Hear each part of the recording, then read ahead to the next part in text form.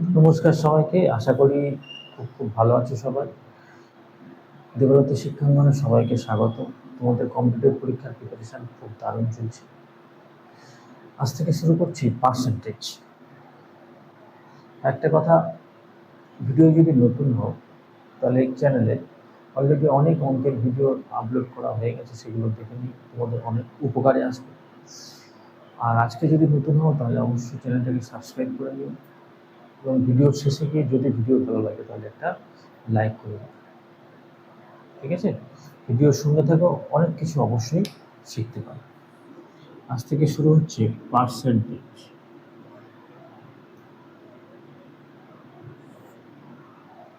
দেখা যাচ্ছে তো?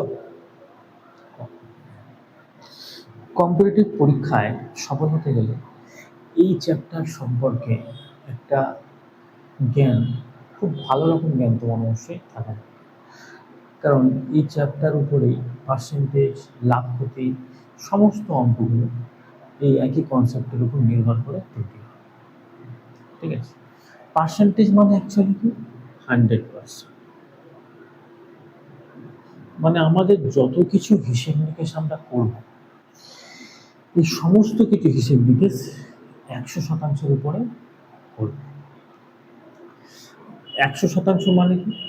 কোনো পার্সেন্টেজকে অংশ আনতে গেলে 100 দিয়ে ভাগ করতে হবে, তাহলে 100 100 কেটে গেল 1 অংশ।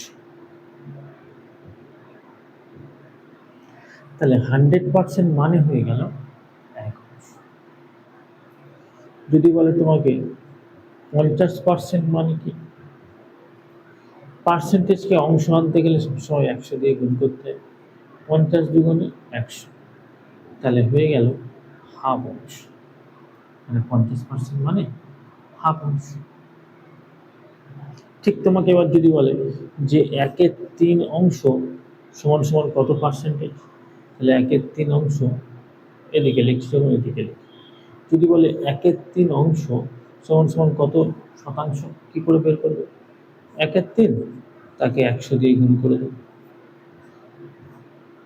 100 দিয়ে গুণ করলে তো কাটাকুটি যাবে না, 3 33, 33 গুণ 1/3% হবে। মানে বিষয়টা কি দাঁড়াচ্ছে, যে 50% মনে হচ্ছে 2/100, 2/1 ভাগ।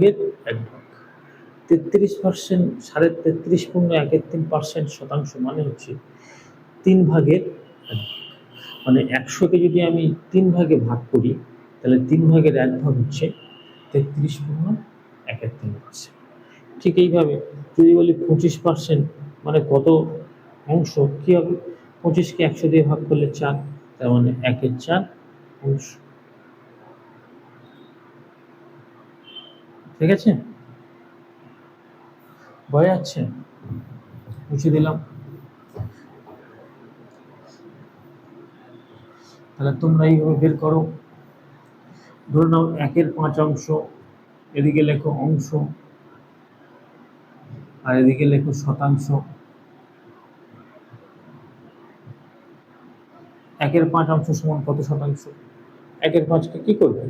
100 দিয়ে গুণ করে দেবে। 5 কুড়ি 100, তাহলে কত হয়ে গেল? 20%। 1/6 মানে কত শতাংশ? 1/6 ইন্টু 100, তার মানে সেই 50/3, 50/3 মানে 16/2/3 শতাংশ। 1/7 মানে 1/7 ইন্টু 100, 7 14 98, 14/2/7%। 1/8 মানে 1/7, 1/8 ইন্টু 100, তার মানে 12.5%। 1/9 মানে 1/9 ইন্টু 100, মানে 9 11 99, 11/1/9%।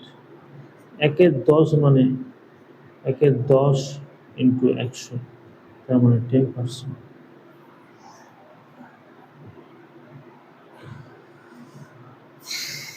এইভাবে তোমাদেরকে এই বিষয়টা যদি তোমার মাথায় পরিষ্কার হয়ে যায়, যে 8/1 মানে হচ্ছে 12.5%। তাহলে আমি যদি বলি 8/2 মানে কি, তাহলে তোমরা বলে দেবে যে 8/2 মানে হচ্ছে 25%। যদি বলি 8/3 মানে কি, তাহলে তোমরা বলে দেবে যে 3 × 36, 37.5%। জাস্ট 3 দিয়ে গুণের, 12.5কে 2 দিয়ে গুণ 25, 12.5কে 3 দিয়ে গুণ 37.5%। যদি বলি আমি 4/8 মানে কি, 4/8 মানে সেই 1/2 মানে 50%। ঠিক এইভাবে 1/7 মানে 14×2/7। যদি বলি 2/7 মানে কি, 2/7 মানে কি হবে 14 2 28, 28×4=7%। যদি বলি 3/7, 3/7 মানে কি 3×14=42, 42×3=7%। হয়ে গেল। এইভাবে তোমার পুরো স্ট্রাকচারটা তৈরি করতে, তাহলে অঙ্কের করতে তোমাদের অনেক অনেক সুবিধা পাবে। ঠিক আছে, এইরকম করে 1 থেকে অন্তত 20 পর্যন্ত তোমাদের পুরো স্ট্রাকচারটা মনে রাখা খুব দরকার, যাতে করে পার্সেন্টেজের অঙ্ক নিমেষের মধ্যে তুমি করে ফেলতে পারো। ঠিক আছে, চলো এখন আমরা সুবিদ্যার স্যারের পার্সেন্টেজ বই থেকে অঙ্ক করা শুরু করব।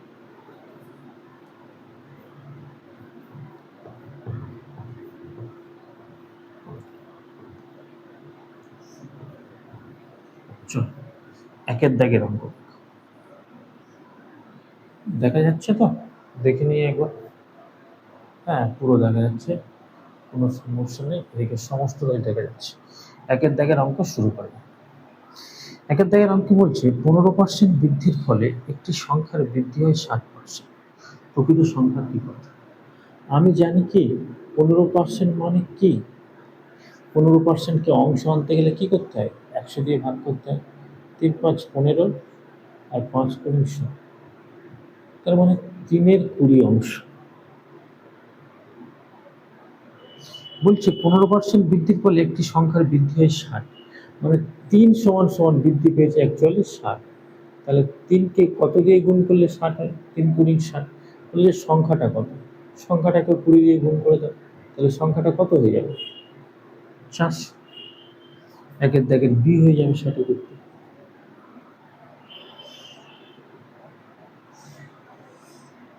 কি বোঝা গেল? 2-এর দাগ দেখো,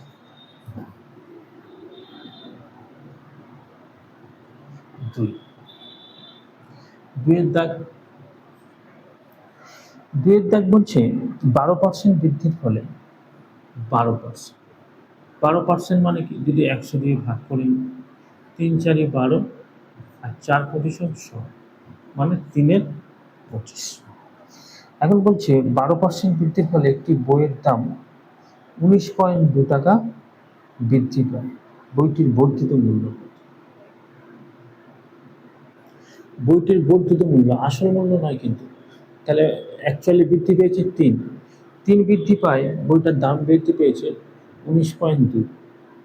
এখন বলছে বর্ধিত মূল্য, তাহলে 25 তো অলরেডি ছিল, 25 আর 3 কত হয়ে যাবে 28 সমান কত? 3কে কত দিয়ে গুণ করলে 28 এটা হয়, এটা যদি ভাগ করে দেখে নিই,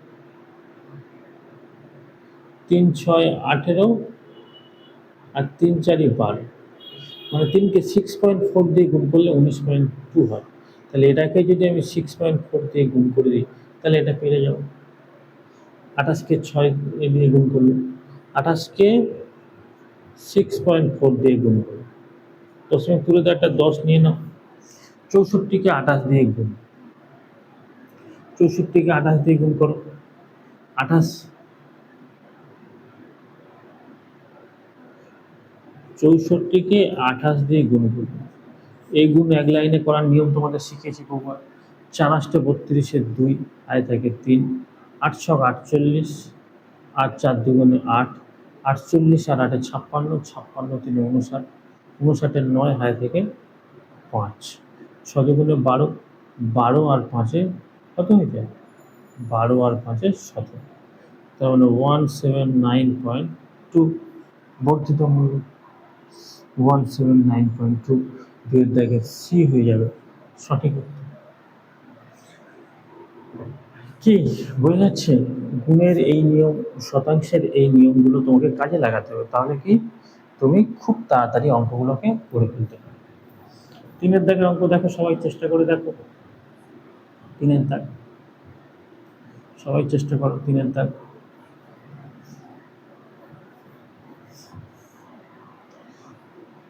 3 দাগ, সবাই চেষ্টা করো। 3 দাগ বলছি একটি বইয়ের দাম 180 টাকা থেকে 216 টাকা। ওইটার দাম ছিল অ্যাকচুয়ালি 180 টাকা, হয়ে গেল কত? 216 টাকা। তার মানে বৃদ্ধি পেলে কত? 36 টাকা। ঠিক আছে, তাহলে বইয়ের দামের বৃদ্ধির হার দেখো। কোনো সংখ্যার 10%, একটা শূন্যর আগে দশমিক দিয়ে দিলে হয় 10%। তার মানে 18 10% হচ্ছে 18 টাকা। তাহলে 36 টাকা, 10% যদি 18 টাকা হয়, তাহলে 36 টাকা কত হবে? 10 গুণ 2 মানে কত হয়ে যাবে? 20%। তাহলে বৃদ্ধি পেলে কত পার্সেন্ট? 20%। 3 দাগের এ হয়ে যাবে সঠিক উত্তর। 18 10% যদি 18 টাকা হয়, তাহলে 20% কত হবে? 18 দুগুণ 36, 36 টাকা বৃদ্ধি পাবে, 20% উত্তর। 4 দাগ দেখো,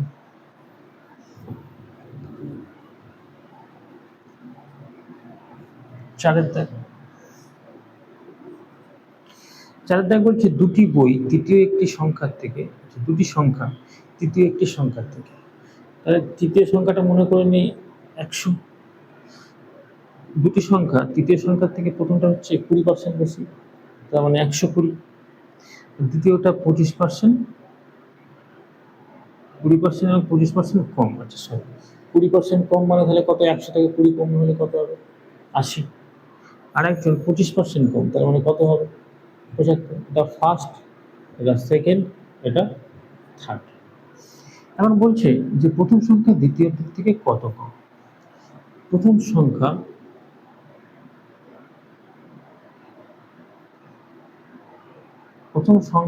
থেকে, আচ্ছা প্রথম সংখ্যা থেকে দ্বিতীয় সংখ্যাটি কত কম?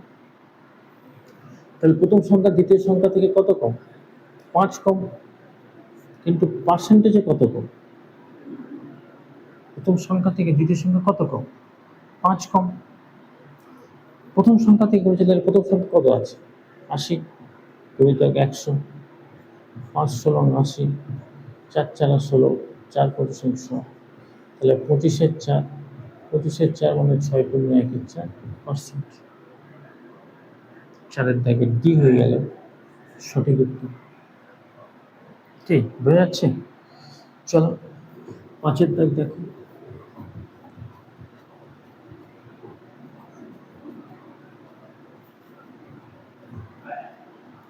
5 দাগ, 5 দাগ হচ্ছে 62 ভাড়া ট্যাক্সি ভাড়া থেকে যথাক্রমে 50% ও 40% কম। তাহলে কি কি আছে? বাস আছে, ট্রেন আছে, আর আছে ট্যাক্সি। বলছে 62 ভাড়া ট্যাক্সি ভাড়া থেকে, তাহলে ট্যাক্সি ধরে নিই 100 টাকা। বাস কত কম? 50% কম, তার মানে বাসের ভাড়া নিশ্চয়ই 50%। ট্রেন কত কম? 40% কম, তার মানে নিশ্চয়ই 40 কম হলে 60। এখন বলছে ট্রেন ভাড়া বাস ভাড়ার শতকরা কত? ট্রেন ভাড়া বাস ভাড়ার শতকরা কত? তাহলে ট্রেন ভাড়া বাস ভাড়ার শতকরা কত? ট্রেন ভাড়া কত? 60, আর বাস ভাড়া কত? 50। তাহলে কত শতাংশ হবে? 50 দুগুণে 100, 60 দুগুণে 100, 20%। 5 দাগের সি হয়ে যাবে সঠিক উত্তর। ঠিক বোঝা যাচ্ছে? এই ধরনের ভিডিও পেতে অবশ্যই চ্যানেলটাকে সাবস্ক্রাইব করে দিও এবং পাশে থাকা বেল আইকনটিকে প্রেস করে দিও, যাতে এই ভিডিও তোমার কাছে সব থেকে আগে পৌঁছে। আর ভিডিওর শেষে এসে যদি তোমার সামান্যতম উপকারে আসে, তাহলে অবশ্যই একটি লাইক করে দিও। ঠিক আছে? আর প্রতিদিন ঠিক সন্ধ্যে 7টার সময় কোনো না কোনো অঙ্কের ভিডিও নিয়ে আমি অবশ্যই তোমাদের সামনে হাজির হব। শুধু অঙ্ক নয়, আগামী দিনে প্রয়াস চলছে রিজনিংটাও শুরু করো, যাতে তোমাদের সমগ্র কম্পিটিটিভ প্যাকেজটা এই চ্যানেলের মধ্যে তুমি করতে পারো। ঠিক আছে, দেখা হচ্ছে পরের ভিডিওয়। ততক্ষণ পর্যন্ত নমস্কার, সবাই খুব খুব ভালো থেকো এবং কম্পিটিটিভ পরীক্ষার প্রিপারেশন দারুণভাবে চলে। মনে রাখো, সাফল্য একদিনে আসে না, দীর্ঘদিনের ছোট ছোট প্রয়াসের পরে তারপরে সাফল্য আসে। কবির তার দোহাতে কবে বলে গিয়েছিল, ধীরে ধীরে রে মানা, ধীরে সে সব হই, মালি সিঁচে স্বঘারা, ঋতু আয়ে ভালো। মনে রাখবে, ধীরে ধীরে জলটাকে সেচতে থাকো, যখনই তোমার ভাগ্য খুলবে নিশ্চয়ই সাফল্য আসবে। কারোর ক্ষমতা নেই তাকে আটকানো, ঠিক আছে? কিন্তু প্রতিনিয়ত প্রয়াসটাকে জারি রাখতে, আর সেই প্রয়াস জারি রাখার পথ চলাতে একজন পথসঙ্গী হিসাবে তোমার পাশে আমি সবসময় আছি। ঠিক আছে, ভালো থেকো সবাই, নমস্কার।